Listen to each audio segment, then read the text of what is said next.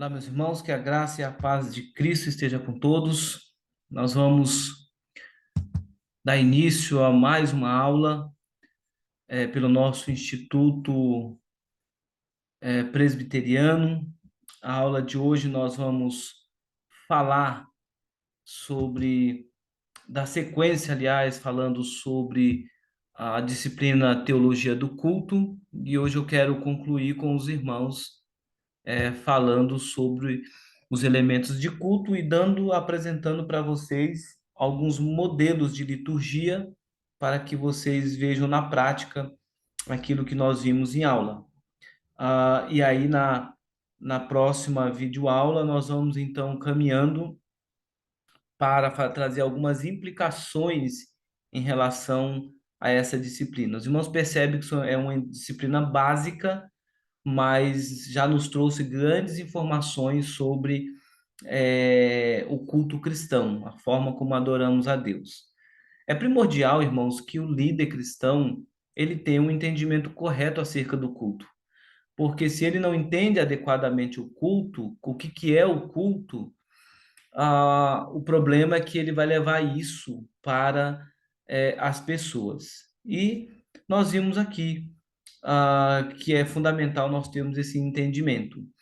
Então, nós já vimos o que é o culto, quem é prestado, já vimos isso, né? O culto, ele é prestado a Deus, e nós só podemos oferecer um culto agradável a Deus se nós, portanto, o adorarmos de acordo com sua palavra. E como adorar de acordo com sua palavra? Como é, de fato entendermos, como de fato podemos entender que aquilo que fizemos foi um culto a Deus. Então, nós apontamos aí para algumas palavras, é, eu vou algumas palavras fundamentais que nós chamamos de elementos do culto. O que que é os elementos do culto? São itens que devem constar no momento da adoração. Então, veja, esses itens que devem constar no culto a Deus, considerando essa definição aqui, ó, que nós já vimos também, né? Ah, essa definição aqui, ó, a culto deriva do latim culto e significa adoração, homenagem a alguém. Então, quando você está cultuando, você está homenageando a Deus, homenageando, honrando, adorando a Deus. Então, envolve justamente isso: honrar, cultivar, reverenciar, mas no caso aqui, é reverenciar a Deus. Nós vimos também que o culto, então, Deus, enquanto sujeito, ele deve ser cultuado. Deus é conhecido tão somente de acordo com as condições que ele mesmo deseja. Então, é Deus que deve ser cultuado e não outras coisas. E um princípio que eu quero destacar, aliás, eu não deixei claro esse princípio aqui, eu não cheguei a falar, que dois princípios da antropologia podem ser úteis, que é a ideia de unidade individual e unidade corporativa. Qual que é a importância disso? O ser humano como indivíduo e o ser humano como corpo. No culto a Deus, nós atuamos como o corpo de Cristo. Não há sentido uma adoração, uma celebração cultica, por exemplo, na igreja, individual. Não existe. Eu não quero saber do irmão, eu vou ali para cultuar a Deus. O culto envolve pessoas, o culto envolve estar com o corpo, estar com os irmãos. Esse culto individual, essa unidade individual se dá na sua casa, quando você está lá, lendo as escrituras, orando, cantando, mas numa celebração cultica, numa reunião solene, ah, o culto se dá de forma corporativa. O povo de Deus é corporativo, o povo de Deus é um corpo. A Bíblia fala que nós somos um só corpo. Então, esse aspecto eu deixei de destacar para vocês. E aí eu quero apresentar esses elementos do culto. Basicamente, 5 elementos. 5 itens devem fazer parte de uma reunião para ser considerado um culto a Deus. Primeiro, leitura da palavra de Deus. E aí eu quero que vocês leiam eu quero que vocês leiam ah, as passagens bíblicas que estão aí citadas, mas a primeira coisa que tem que acontecer num culto é leitura da palavra de Deus. Segundo elemento do culto é orações. Terceiro, cânticos. O quarto, sacramentos. Os sacramentos, dois sacramentos, obviamente, que a gente reconhece, que é o batismo e Santa Ceia. Então, esses sacramentos, eles devem ocorrer no culto. Obviamente que esse elemento 4 aqui vai depender de cada denominação. Por exemplo, depender como? Deixa eu explicar. Não no sentido de que não, pode, não vai haver, mas quantas vezes haverá esses sacramentos? Quantas vezes, quantas ceias por mês, quantas ceias que devem ser celebradas? João Calvino entendia que se a Santa Ceia é um meio de graça, e é um meio de graça, deveria ser celebrada todos os domingos. Esse é o entendimento dele, tá? Que a Santa Ceia deveria ser celebrada todos os domingos, uma vez que é um meio de graça. Na Igreja Presbiteriana, obviamente, nós adotamos duas ceias. Normalmente, dependendo de um contexto específico, uma ceia, que é no caso da igreja que pastoreio aqui, que é uma ceia por mês, sempre o primeiro domingo. Mas há igrejas que é duas ceias, o primeiro domingo e o terceiro domingo é a celebração da ceia do Senhor. E, obviamente, o ofertório como fazendo parte do culto a Deus. Você já deve, quem congrega aqui comigo, já deve ter percebido que no momento de ofertas, dízimos e ofertas, eu destaco que você tem a oportunidade de dizimar e ofertar como uma forma de culto a Deus. Eu falo isso de forma proposital, mostrando que o momento de ofertas e de dízimo também é um momento de culto a Deus, é um momento de adoração ao Senhor. E eu estou adorando com meus dízimos e as minhas ofertas. Não deixem de ler os textos que eu estou colocando em destaque aí, mas especialmente eu quero ler dois textos para vocês. O primeiro texto que eu quero ler em relação aos sacramentos é o texto de Mateus capítulo 26, que eu leio na ceia do Senhor, né? Mateus capítulo 26, do 26 a 30, nós temos esse elemento que eu citei para vocês. Enquanto comiam, tomou Jesus um pão e, abençoando-o, partiu e o deu aos discípulos, dizendo: Tomai e comei, isto é o meu corpo. A seguir, tomou um cálice e, tendo dado graças, o deu aos discípulos, dizendo: Bebei dele todos, porque isto é o sangue da nova aliança derramado em favor de muitos para a remissão de pecados. E digo-vos que desta hora em diante não beberei deste fruto da videira, até aquele dia em que eu hei de beber novo convosco no reino de meu Pai. E tendo cantado o hino, saíram para o monte das oliveiras. E tendo cantado o hino, ele estava em culto a Deus, naquele momento ali de culto a Deus, quando o Senhor celebra a ceia. Outro texto em relação ao ofertório, nós podemos então ler, entre outros textos, eu quero destacar Marcos capítulo 12, e vou ler apenas os versos 41 a 44, que diz assim, Marcos 12, 41 e 44. Assentado diante do gasofilácio, observava Jesus como o povo lançava ali o dinheiro. Ora, muitos ricos depositavam grandes quantias. Vindo, porém, uma viúva pobre, depositou 2 pequenas moedas correspondentes a um quadrante. E chamando os seus discípulos, disseram-lhes: Em verdade vos digo que esta viúva pobre depositou no gasofilácio mais do que o fizeram todos os ofertantes, porque todos eles ofertaram do que lhes sobrava. Ela, porém, da sua pobreza, deu tudo quanto possuía, todo o seu sustento.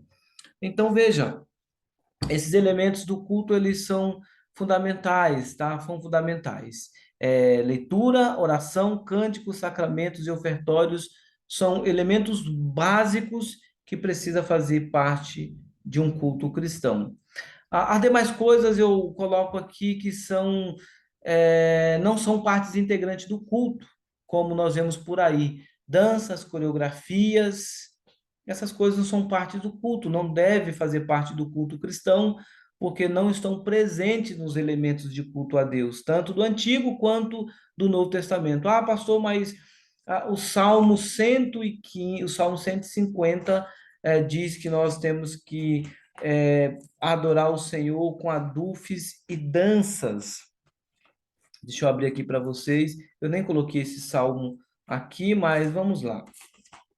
Salmo 150, ali está presente, né, a expressão louvai ao Senhor, louvai a Deus no seu santuário, louvai-o no firmamento, obra do seu poder, louvai-o pelos seus poderosos feitos, louvai-o consoante a sua muita grandeza, louvai-o ao som da trombeta, louvai-o com saltério e com harpa, louvai-o com adufes e danças, louvai-o com instrumento de cordas. A gente precisa entender que aqui é uma doxologia, ou seja, uma expressão de glorificação a Deus. Ele diz, aqui ele está dizendo é que em todos os momentos a gente deve louvar a Deus. Todos os momentos são expressões de louvor a Deus. Mas não está dizendo que louve a Deus no santuário, louve a Deus com expressões. É isso que ele está dizendo. Se você vai pesquisar de uma forma mais aprofundada, você vai perceber que quando havia os momentos de dança, Miriam dançou na presença de Deus, não era no templo, não era no templo. Tá? Então, o culto solene, a celebração, não há espaço para essas manifestações onde nós vemos por aí. Até porque o culto deve ser algo racional. Obviamente que razão e emoção estão envolvidos no período do culto. Entendo que as ações, elas são, portanto, resultado do que eu entendo, daquilo que eu entendo. Se eu glorifico a Deus no culto, é porque eu estou entendendo aquilo que eu estou fazendo. Reverendo Paulo, no livro, Paulo Anglada, no livro Princípio Regulador do Culto, ele diz o seguinte, abre aspas, há diversidades de novos elementos nos cultos modernos, uma parafernália litúrgica tem sido introduzida no culto evangélico no último século, como palmas, testemunhos pessoais, cumprimentos no culto, cumprimente a pessoa ao lado, apelos, danças, línguas, cânticos em línguas, emprego de luzes, cultos jovens, representações teatrais, gargalhadas sagradas, quedas, urros, etc. A Reforma Protestante teve como um dos seus pilares só as Escrituras. A igreja precisava se reformar doutrinariamente, obviamente que culticamente também. E outras coisas que a gente pode verificar aí, né, na Igreja Católica, eu coloco aqui que outros adereços foram colocados no culto, como missas aos mortos, sétimo dia, né, o confessionário, indulgências, rezas, velas, celibatos, sete sacramentos. No evangelismo, no evangelicalismo hoje também não é diferente. Infelizmente, tem muitas igrejas evangélicas que adotam um catolicismo romano, não com as suas expressões, mas com imitações. Por exemplo, culto de libertação, terça do milagre, lenço ungido, óleo ungido, água ungida, peça de roupa, etc.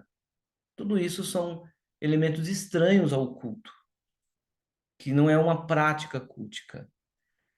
Entendendo como que é o culto a Deus. Voltando um ponto aqui, por isso que eu sempre tenho ensinado em algumas ocasiões que não existe culto jovem, culto dos adolescentes, culto das crianças. A expressão culto infantil, ela é uma expressão equivocada. Não é culto infantil, é culto com as crianças, culto com os jovens, culto com os adolescentes, ou culto com a mocidade. Muda o sentido, muda o sentido e dá mais lógica à luz das Escrituras. Então, meus irmãos, eu quero. Depois a gente vai continuar, né? O culto é um momento para adoração, mas o que significa adorar? Isso aí a gente vai ver depois. O que eu quero mostrar também para vocês aqui, que em termos de liturgia, eu falei sobre o culto a Deus, tudo, mas eu fiquei então de dar a vocês alguns modelos litúrgicos. Como eu disse, há alguns modelos litúrgicos, desde aqueles mais técnicos, até aqueles mais simples, depende do contexto da igreja. Então, vou mostrar para vocês aqui um exemplo de uma liturgia mais técnica, tá? Uma liturgia bem mais técnica, que é a liturgia da Igreja Presbiteriana de Pinheiros.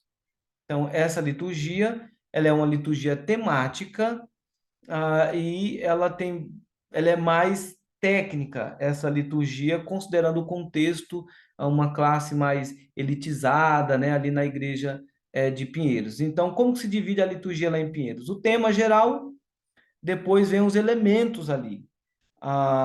Cada parte, cada leitura está relacionada ao tema em cima.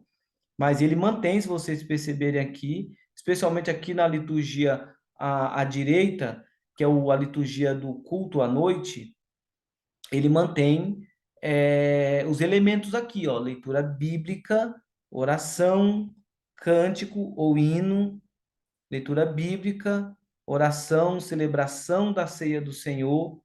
Então, isso aqui é um exemplo de uma liturgia, tá? É um modelo litúrgico. Então, tem esse modelo litúrgico mais trabalhado, mais dividido é, tematicamente.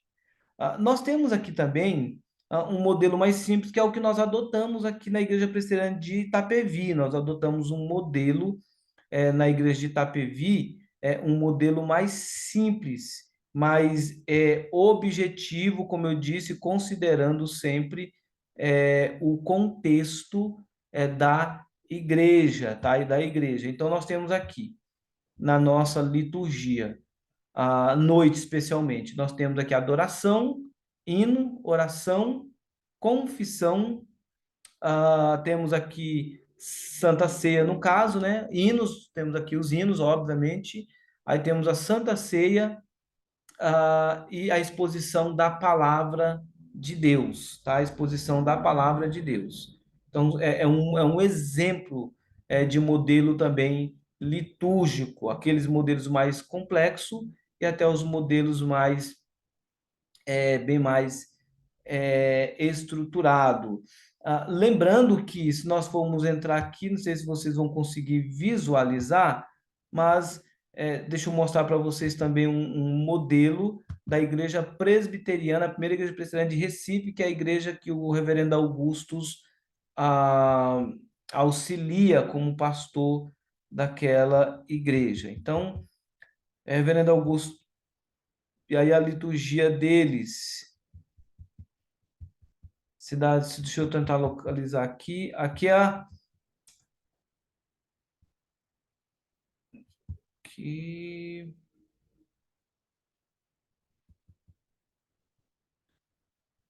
isso aqui é um modelo litúrgico deles, tá? Principalmente aqui embaixo, quero que vocês percebam. Ah, nós temos aqui ah, leitura, né? Aí nós temos oração, hino. Temos leitura, oração, hino. E aí nós temos a exposição da palavra do Senhor embaixo, ceia do Senhor. Aqui a ceia do Senhor lá é diferente da nossa, a ceia é depois da mensagem, tá? A ceia é depois da mensagem. Mas nós temos aqui outro modelo, mais um exemplo para vocês de liturgia. Isso está dentro desse aspecto que eu tratei com vocês aqui, que é os modelos litúrgicos. Mas os elementos estão presentes lá, tá? Os elementos estão presentes lá, tá bom? Então, nós vamos parar por aqui, meus irmãos, mas aí na próxima aula nós já vamos trabalhar esse assunto aqui. O culto é o momento para a adoração, mas o que significa adorar? Deus abençoe os irmãos.